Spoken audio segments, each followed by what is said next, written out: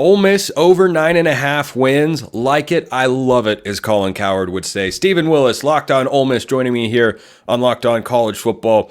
I look at that win total, Stephen. I think it's reflective of the strong offseason that Ole Miss has had, the continuity they have, quarterback and head coach returning. There are not a lot of premier programs, or any programs, frankly, that can say they have their head coach and quarterback returning from the previous season. Quinshon Judkins gone, but a lot of talent coming in via the portal. I look at their 9.5 win total and I say, give me that over every day in the week, according to our friends at FanDuel.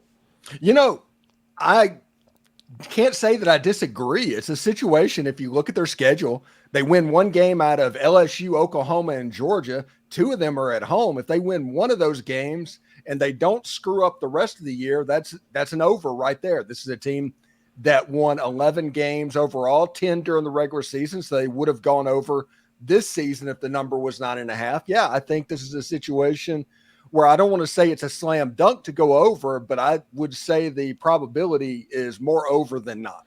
I completely agree. I think it's more likely you go 12-0 than 8-4, or even maybe 9-3. I really like what Ole Miss has done this year, and the schedule has got some key breaks, because you mentioned those kind of headliner games, the LSU hosting Oklahoma, hosting Georgia, 2 of the 3 at home, and maybe you'd rather have Oklahoma on the road. They're going to have a true freshman quarterback. If you were to make that the easiest of the 3, it's not going to be easy to go into Baton Rouge, into Death Valley, and get a win over Brian Kelly and company.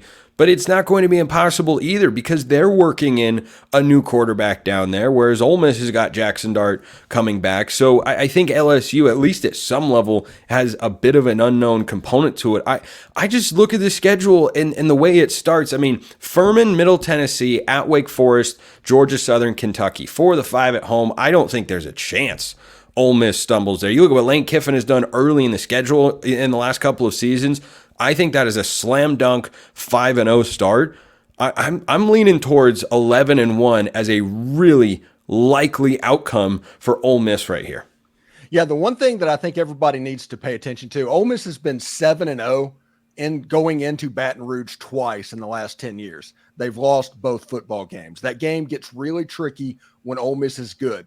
LSU likes to claim they don't have a rival. When Ole Miss is good, they definitely act like they do. That's going to be a big game for them. So I expect Tiger Stadium to be a little bit of a cauldron, potentially an ABC primetime type atmosphere, going there, broadcasting that. And I would expect that LSU is going to give Ole Miss their absolute best.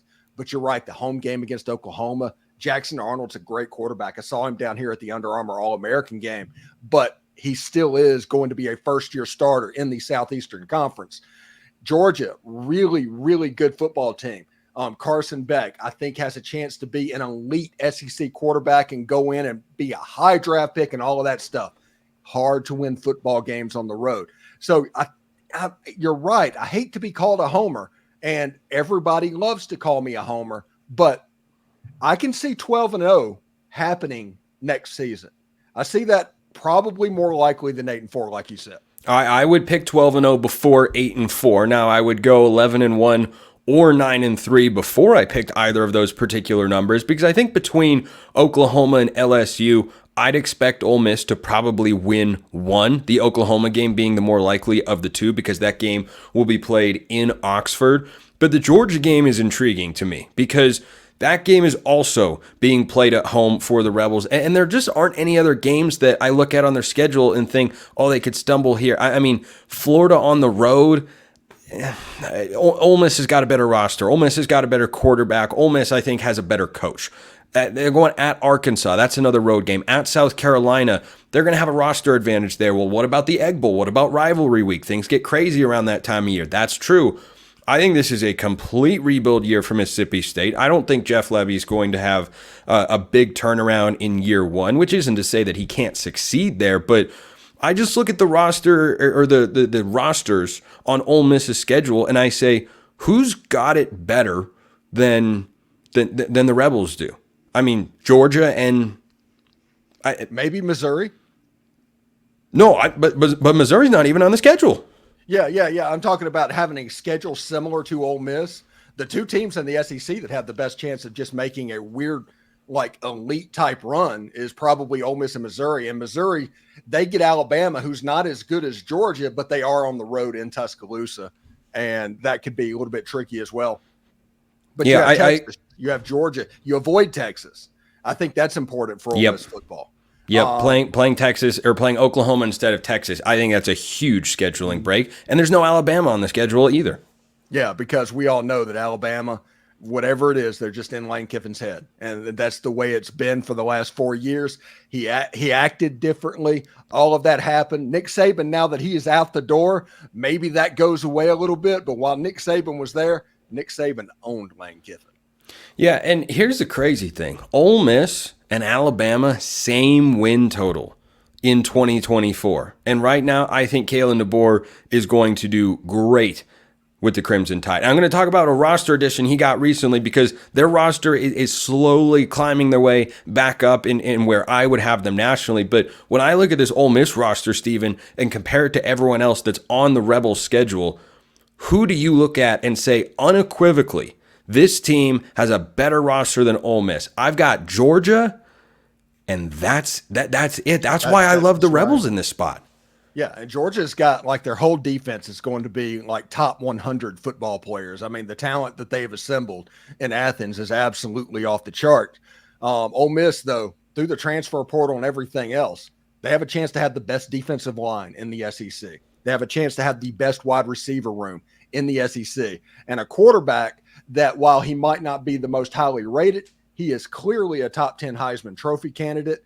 The tight end room is absolutely stacked. Heck, Ole Miss added 40% of the Joe Moore offensive line winning award unit from the Washington Huskies.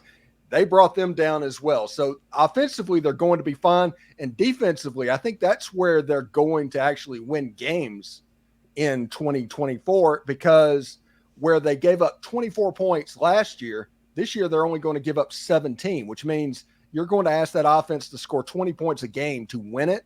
Yeah, they're going to be able to do that. Last year's game that stood out the most on the Ole Miss schedule was that crazy, wild shootout with LSU. And I think that game raised concerns that have been raised of Lane Kiffin's teams before and a lot of other offensive coaches, which is, well, what do you have on the defensive side of the ball? And they've added guys like Walter Nolan along the defensive line. He was the #1 transfer portal recruit, according to 24/7 Sports, at that position. And I think even close to overall, he's just that highly touted of a guy coming in there. But talk about the defensive side of the ball, Stephen. What do you expect, and what does Ole Miss need to win 10 or more games this year? Yeah, last year was all about putting a Band-Aid on the defense. There was a lot of G5 level transfers that came in on Ole Miss's defense. They were a good defensive unit, but there were a couple of teams that they could just out-talent Ole Miss. LSU out-talented Ole Miss's defense on the outside. Georgia out-talented Ole Miss on the outside and the inside. They knew they had to get better. They knew they had to get bigger. They went out and got Walter Nolan, as you know, Princely Amon Mielen. They got him, Chris Paul. Their linebacker groups next year are going to be somewhere in the neighborhood of about 6'1", 6'2", 240 pounds for those two positions. They were about 200 and 215 last year. So they've gotten significantly bigger with better players. And if you look at the starters they got into the back end, Lewis Moore, Key Lawrence, Trey Amos.